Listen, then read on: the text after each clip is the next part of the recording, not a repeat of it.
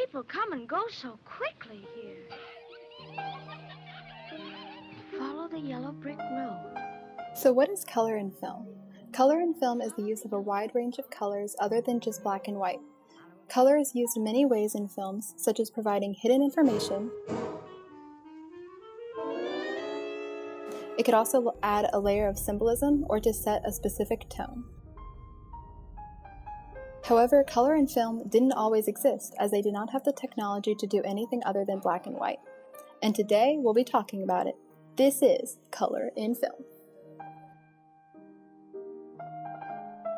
Everyone can agree that color is one of the most prominent features in a film. Have you ever just watched a black and white film and just wished it was in color? Sometimes movies will even stylistically choose a certain scene to be less saturated or even in black and white.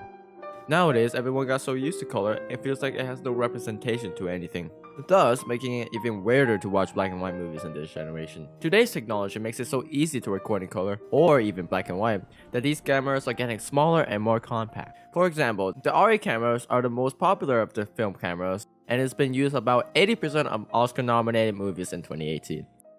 Look at the Technicolor camera. Filming on this was so loud it had to be covered with sound dampening material. Compare this to a modern-day camera. The differences is astonishing. The beginning of photochemical film process began during the 1820s, and it took about 50 years before film evolved and another 30 years for television to begin its birthing process.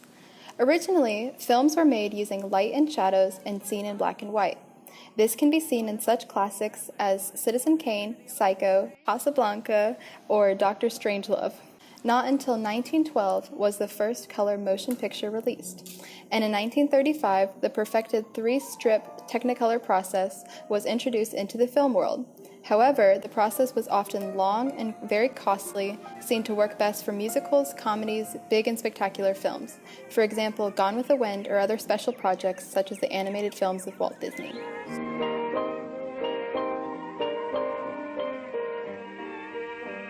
In the earliest days of silent film, they would use dye to tint the color of certain scenes. For example, scenes that occurred at night would be tinted a deep purple or blue color to visually distinguish those scenes from scenes that occurred during the day. Another way they processed color in films was stenciling, where each and every frame of a film was hand-colored. This process was painstakingly expensive and time-consuming. Later, Cinemacolor was developed by George Albert Smith. Cinemacolor project film through red and green filters to simulate actual colors. A decade later, Technicolor was developed in a 2-color process. However, this process was too costly. Technicolor was introduced in a 3-color film utilizing techniques that depicted the most brilliant and accurate color on film while still being expensive and time-consuming. The decades to come, more advancements were made that made the film easier to shoot and less expensive. Today, films are shot on digital formats that renders color film processes nearly obsolete. One example of color used in modern-day film is Baby Driver. While the use of color in Baby Driver may be hard to understand or to see, the costumes delegated to the characters are very consistent. Each character has a specific color. For example, Darling, which was one of the main protagonists, was towards the pink and purple spectrum, representing love and femininity. Another good use of color in Baby's wardrobe is Baby's wardrobe throughout the film.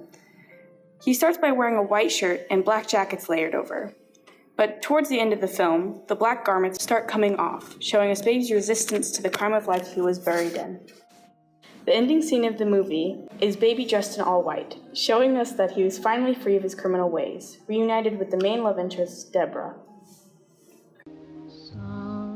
Another example of color in film is The Wizard of Oz. The Wizard of Oz was a monumental success in color films. Throughout the movie, you may see many uses of color, such as the yellow brick road, the ruby slippers, and the Emerald City. All of these colors are brought together to form an extreme contrast throughout the movie, providing audiences with a better understanding of the story.